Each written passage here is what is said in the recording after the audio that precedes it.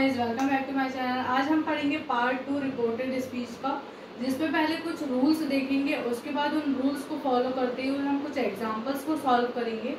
सबसे पहले देखिए, change of words from direct speech to indirect speech. Words का चेंज होना डायरेक्ट स्पीच में, मतलब जब हम इनडायरेक्ट में चेंज कर रहे हैं तो कैसे वर्ड्स चेंज होते हैं।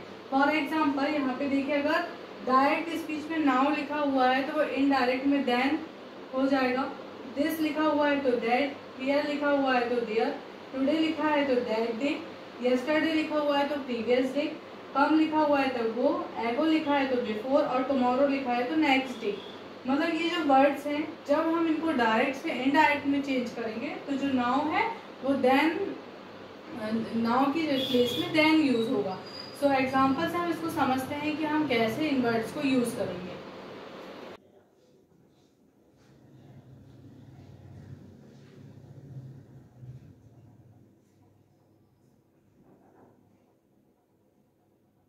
से समझेंगे कि डायरेक्ट स्पीच से इनडायरेक्ट स्पीच में हम चेंज करते हैं तो क्या रूल यूज होंगे और कैसे करेंगे। सबसे पहले देखिए, लिखा हुआ है डायरेक्ट स्पीच में, John said I am very busy now. ये डायरेक्ट स्पीच है कि जॉन ने कहा कि मैं बहुत ज्यादा बिजी हूँ अभी। बट जब हम इसको इनडायरेक्ट में चेंज करेंगे तो जैसे कि मैंने आपको फर्स्ट पार्ट में बताया था कि सैड और कॉमा लिखा रहता है, तो ये जब इनडायरेक्ट में चेंज होता है तो ये हो जाता है सैड डेड। और इनडायरेक्ट में चेंज करते हैं हम डायरेक्ट स्पीच को, तो जो हमारे इन्वर्टेड कॉमास हैं वो क्या हो जाते हैं, रिमूव हो जाते हैं। अब नेक्स्ट चीज ये बताया था आपको कि अगर प्रेजेंट सिंपल में है तो पास्ट सिंपल में चेंज होगा, प्रेजेंट कंटिन्यूअस है तो पास्ट कंटिन्यूअस में होगा। अब जैसे I am very busy now, तो I am very busy now, am जो है वो प्रेजेंट कंटिन्यूअस का है, क्योंकि जो हेल्पिंग वर्ब हम यूज करते हैं प्रेजेंट कंटिन्यूअस टेंस में वो होती है एम। और जब हम इसको इनडायरेक्ट में चेंज करेंगे तो पास्ट कंटिन्यूअस में चेंज करेंगे तो ये हो जाएगा वॉज, क्योंकि पास्ट कंटिन्यूअस में हेल्पिंग वर्ब यूज क्या होती है, वॉज। अब इसको हम फिर से समझेंगे कि सैड और कॉमा लिखा है तो सैड और कॉमा की जगह हो जाएगा सैड डेड। यहाँ से इन्वर्टेड कॉमा रिमूव हो जाएगा क्योंकि हम डायरेक्ट से इनडायरेक्ट में चेंज कर रहे हैं। और ये प्रेजेंट कंटिन्यूअस में है कि जॉन कह रहा था कि जॉन बोल रहा है कि मैं बिजी हूँ अभी। बट जब हम किसी को बताएंगे तो क्या बोलेंगे कि जॉन कह रहा था कि वो अभी बिजी है, तो John said that he was very busy. अब यहाँ पे देखिए, यहाँ पे लिखा है नाउ, और मैंने अभी जस्ट इसके पहले आपको बताया कि जब हम डायरेक्ट से इनडायरेक्ट टेंस में चेंज करते हैं, इनडायरेक्ट स्पीच में चेंज करते हैं, जो नाउ है वो क्या हो जाता है, देन। तो हम यहाँ पे इनडायरेक्ट में नाउ के प्लेस में क्या यूज करेंगे, then. John said that he was very busy then. Veena said this happened yesterday.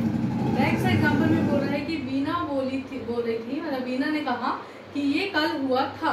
जब हम इसको इनडायरेक्ट स्पीच में चेंज करेंगे तो क्या बोलेंगे कि वीना बोल रही थी कि कल ये चीजें हुई थी।